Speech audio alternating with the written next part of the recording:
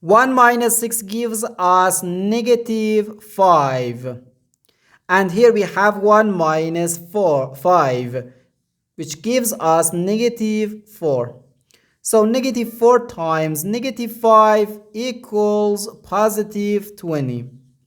But this answer is not correct, because according to the order of operations, which is PEMDAS, P stands for parentheses, E stands for exponent, M and D stands for multiplication and division, and A and S stands for addition and subtraction. First we have to do parentheses, then exponent, then multiplication or division, and finally addition or subtraction. Remember that multiplication and division have equal priority and we have to work from left to right.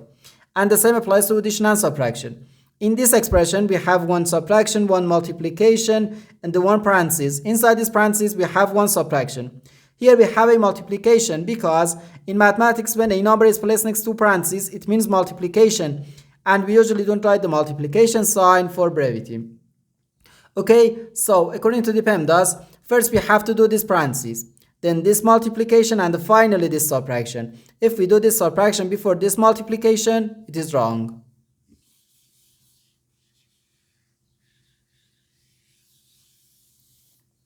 So first we have to do this parentheses. Inside this parentheses we have 1 minus 6, which equals negative 5.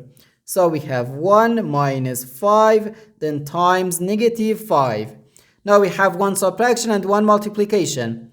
According to the PEMDAS, multiplication has higher priority than subtraction because multiplication comes before subtraction. So here first we have to do this multiplication. 5 times negative 5 gives us negative 25. So we have 1 minus negative 25. Now negative times negative gives us positive.